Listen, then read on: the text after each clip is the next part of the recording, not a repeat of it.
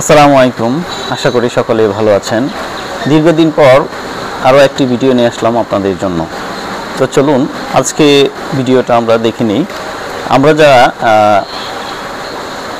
মাছ চাষ করি, বিশেষ করে যারা পোনা উৎপাদন করি, দেখতেই পাচ্ছেন আমার হাতে একটি ট্রে। এই ধরনের ছোটো ট্রে আমরা ব্যবহার করে থাকি। এই একটা ট্রে ক্রয় করতে আমাদের খরচ হয় 220 টাকা। আজকে আমি যে ভিডিওটা আপনাদেরকে দেখাবো সেটা হচ্ছে এই ছোটো ট্রে আমরা ব্যবহার না করে আমরা বড় ট্রে কীভাবে ব্যবহার করতে পারি বা তৈরি করতে পারি তার একটি ভিডিও আমি আপনাদেরকে দেখাবো। তো চলুন প্রথমে আপনাদেরকে আমি একটি বড় ট্রে দেখিয়ে নিচ্ছি। এই যে দেখতে পাচ্ছেন, এটা হচ্ছে নাভানা কোম্পানির এক ট্রে। এটা আসলে আমাদের হ্যাচারির জন্য উপযোগী নয়, এটাকে উপযোগী করতে হয়েছে। দেখতেই পাচ্ছেন যে বড় একটি ট্রে, কারণ আমি একটু আগেই বলেছি যে এই ছোটো ট্রে এটাতে আমাদের ডিম বা পোনার পরিমাণ কম রাখা যায়। সেই জন্য এটাকে যেহেতু বড় করার কোনো উপায় নেই, তাহলে এটার আমরা বিকল্প হিসাবে এই ট্রেটা তৈরি করে ব্যবহার করতে পারি। তো চলুন আজকে আমরা দেখে নিই এই ট্রেটা খুব অল্প সময়ে এবং খুব সুন্দরভাবে খুব দ্রুতই তৈরি করা যায় তার একটি ভিডিও আমরা এখন দেখে নিই। দেখতে পাচ্ছেন একটি ট্রে, আর ট্রে যে অংশটুকু আমরা কাটবো সেটুকু স্কেল দিয়ে প্রথমে আমরা দাগ টেনে নিলাম। দেখতেই পাচ্ছেন বল পেন দিয়ে এবং স্কেল দিয়ে আমরা দাগ টেনে নিয়েছি। এরপর যে দাগ টানা জায়গাটুকু আছে তাতে আমরা এই ধরনের তাতাল ব্যবহার করে, গরম তাতাল ব্যবহার করে আস্তে আস্তে কেটে নিব।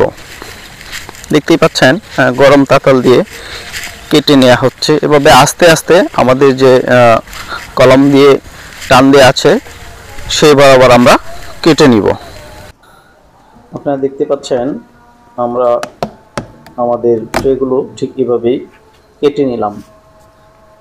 দেখতেই পাচ্ছেন আমি আপনাদেরকে লম্বালম্বিভাবে দেখিয়ে নিচ্ছি। ঠিক এভাবেই তাতাল দিয়ে কাটার পরে ঠিক এটার তাতাল দিয়ে কাটার পরে যে অংশটুকু সেটা আরও মসৃণ করে বা আরও সুন্দর করার জন্য আমরা ঠিক এভাবে ইন্ডিকেটর দিয়ে কেটে নেব। দেখতেই পাচ্ছেন সেটা খুব সাবধানতার সহিত খুব আস্তে আস্তে করতে হবে।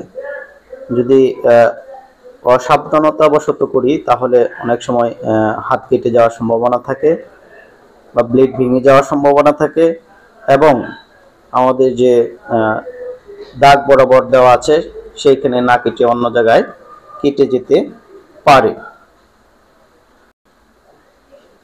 ঠিক সমান করে কাটার পরে আপনারা দেখতে পাচ্ছেন ঠিক এভাবে আবার এটাকে প্লেন করে দিতে হবে। যদি এটা প্লেন না থাকে, উস্কো খুস্কো থাকে বা উঁচু নিচু থাকে, তাহলে দেখা যাবে যে সেখানে বিভিন্ন ধরনের ময়লা জমতে পারে।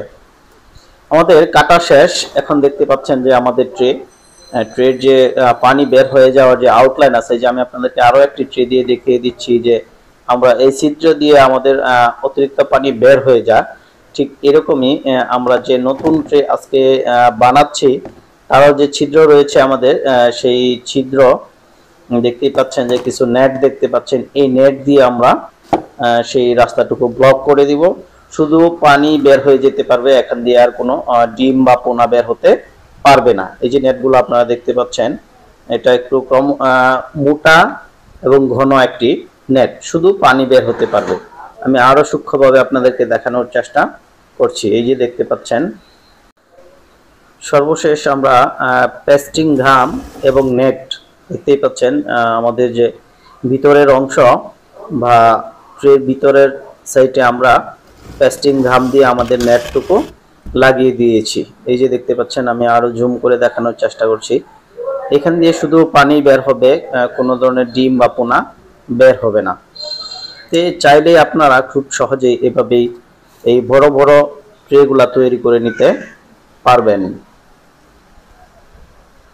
প্রিয় খামারি ভাই বোনেরা আমার, আজ এই ছিল আপনাদেরকে দেখানোর বিষয়। আমার এই কাজ, আমার এই ভিডিও যদি ভালো লেগে থাকে তাহলে অবশ্যই আমার চ্যানেলটিকে সাবস্ক্রাইব করে পাশে থাকবেন। ভালো থাকবেন, সুস্থ থাকবেন। আসসালামু আলাইকুম।